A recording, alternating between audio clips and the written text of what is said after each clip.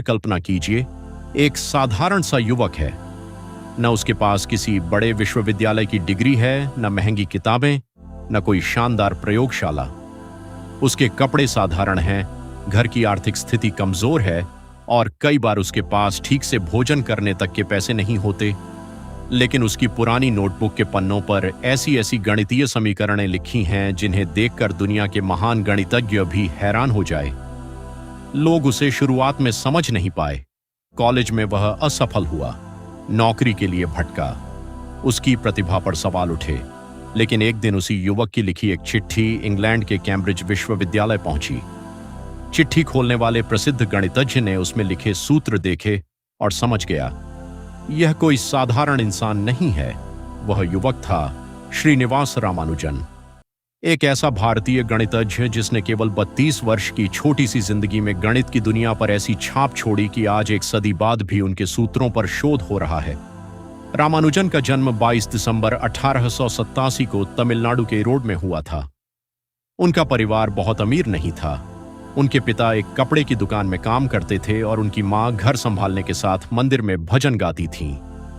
बचपन में रामानुजन दूसरे बच्चों की तरह ही दिखाई देते थे, लेकिन धीरे धीरे एक चीज ने उन्हें बाकी बच्चों से अलग करना शुरू कर दिया, गणित के प्रति उनका असाधारण प्रेम। संख्याएं उनके लिए केवल किताब में लिखे अंक नहीं थीं, मानो हर संख्या उनसे कुछ कहती थी। जहां दूसरे विद्यार्थी किसी गणित के सवाल को हल करके आगे बढ़ जाते, रामानुजन उसी सवाल को अलग अलग तरीकों से हल करने की कोशिश करते। किशोरावस्था में उनके हाथ गणित की एक पुस्तक लगी जिसमें हजारों गणितीय परिणाम दिए गए थे। रामानुजन के लिए वह किताब किसी खजाने से कम नहीं थी। वह घंटों बैठकर सूत्रों को समझते, फिर उन्हें खुद साबित करने की कोशिश करते। धीरे धीरे उन्होंने अपनी नोटबुक में अपने नए सूत्र और परिणाम लिखने शुरू कर दिए। समस्या बस एक थी, रामानुजन को गणित के अलावा कुछ दिखाई ही नहीं देता था। 1904 में उन्हें अपनी पढ़ाई के लिए छात्रवृत्ति मिली, लेकिन उनका पूरा ध्यान गणित पर था। दूसरे विषयों की पढ़ाई पीछे छूटने लगी। नतीजा यह हुआ कि उनकी छात्रवृत्ति चली गई। उन्होंने दोबारा कॉलेज की पढ़ाई करने की कोशिश की, लेकिन फिर वही हुआ, गणित में असाधारण प्रदर्शन और दूसरे विषयों में खराब परिणाम। आखिरकार वह कॉलेज की डिग्री पूरी नहीं कर पाए। सोचिए उस समय उनकी स्थिति क्या रही होगी। आपके अंदर अद्भुत प्रतिभा है, लेकिन आपके पास डिग्री नहीं है, जेब में पैसे नहीं हैं और दुनिया को अभी पता भी नहीं है कि आपके अंदर क्या छिपा हुआ है। लेकिन रामानुजन ने एक चीज नहीं छोड़ी, गणित। वह लगातार अपनी नोटबुक में नए नए सूत्र लिखते रहे। कभी कागज की कमी होती तो वह स्लेट पर गणना करते और केवल महत्वपूर्ण परिणाम अपनी नोटबुक में लिखते। लेकिन जिंदगी केवल सपनों से नहीं चलती, परिवार चलाने के लिए पैसे भी चाहिए थे। 1912 में रामानुजन को मद्रास पोर्ट ट्रस्ट में क्लर्क की नौकरी मिली। दिन में वह दफ्तर में काम करते और खाली समय मिलते ही गणित में खो जाते। उनके आसपास के कुछ लोगों ने उनकी प्रतिभा को पहचानना शुरू किया और उन्हें प्रोत्साहित किया कि वह अपना काम दुनिया के बड़े गणितज्ञों तक पहुंचाए। रामानुजन ने इंग्लैंड के कुछ गणितज्ञों को पत्र लिखे। कुछ जगह से कोई खास जवाब नहीं मिला, लेकिन उन्होंने हार नहीं मानी। फिर आया वह दिन जिसने उनकी जिंदगी बदल दी। 16 जनवरी 1913 रामानुजन ने कैम्ब्रिज के प्रसिद्ध गणितज्ञ G.H. हार्डी को एक लंबा पत्र भेजा। उस पत्र में उन्होंने अपने कई गणितीय परिणाम और सूत्र लिखे थे। अब कल्पना कीजिए, हार्डी की जगह आप हैं। भारत से एक अनजान क्लर्क आपको पत्र भेजता है। उसके पास बड़ी डिग्री नहीं है। वह दावा करता है कि उसने गणित में असाधारण परिणाम खोजे हैं। पहली प्रतिक्रिया क्या होगी? शायद, यह कौन है? हार्डी को भी शुरुआत में संदेह हुआ, लेकिन जैसे जैसे उन्होंने रामानुजन के सूत्रों को ध्यान से देखा, उनका संदेह आश्चर्य में बदलने लगा। कुछ सूत्र पहले से ज्ञात थे, कुछ बेहद कठिन थे और कुछ ऐसे थे जिन्हें हार्डी ने पहले कभी नहीं देखा था। हार्डी और उनके सहयोगी J.E. लिटिलवुड ने महसूस किया कि भारत में एक असाधारण प्रतिभा छिपी हुई है। रामानुजन को कैम्ब्रिज बुलाने की कोशिश शुरू हुई, लेकिन उनके सामने एक और कठिन निर्णय था। समुद्र पार करके इंग्लैंड जाना उस समय उनके सामाजिक और पारिवारिक परिवेश में आसान निर्णय नहीं था। आखिरकार 1914 में रामानुजन इंग्लैंड पहुंचे।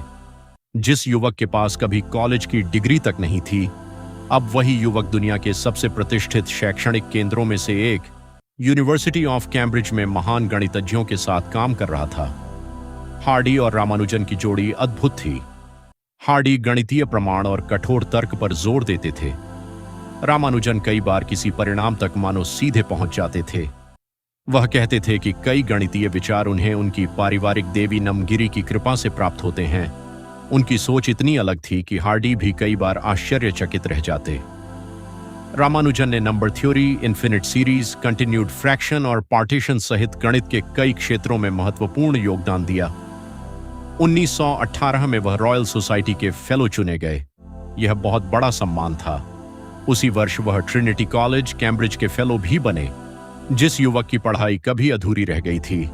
अब दुनिया के सबसे प्रतिष्ठित विद्वानों के बीच उसका नाम था। लेकिन सफलता की इस कहानी के पीछे एक बड़ी लड़ाई भी चल रही थी।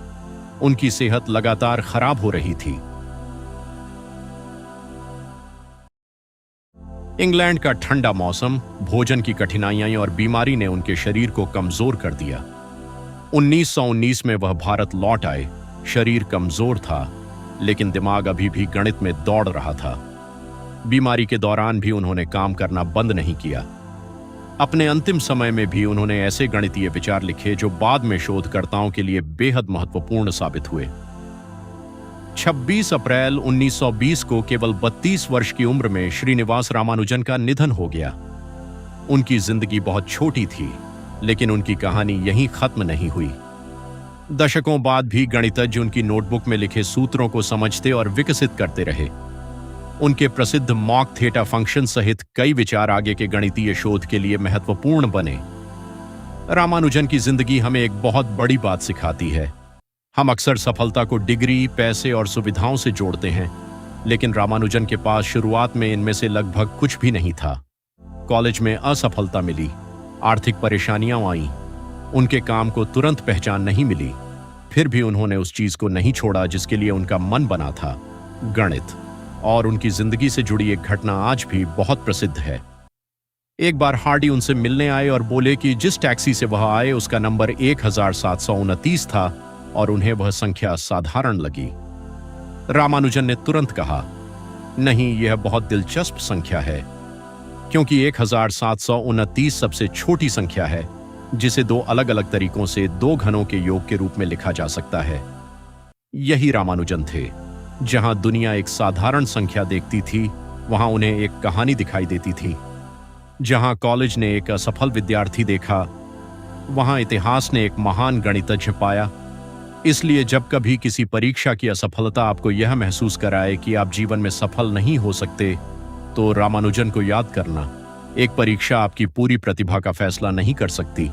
आपकी शुरुआत छोटी हो सकती है, आपके पास संसाधन कम हो सकते हैं, दुनिया आपकी प्रतिभा को देर से पहचान सकती है, लेकिन अगर आपके अंदर सीखने की भूख है और अपने काम के प्रति सच्चा जुनून है, तो आपकी परिस्थितियां आपकी अंतिम पहचान नहीं बनती। कुंभकोणम की गलियों में अपनी नोटबुक में सूत्र लिखने वाला वह युवक केवल 32 वर्ष जिया, लेकिन उसने गणित में ऐसे सवाल और उत्तर छोड़ दिए जिन्हें दुनिया आज भी समझ रही है। क्योंकि जिंदगी कितनी लंबी है, इससे ज्यादा महत्वपूर्ण यह है कि आपने उस जिंदगी में दुनिया को क्या दिया।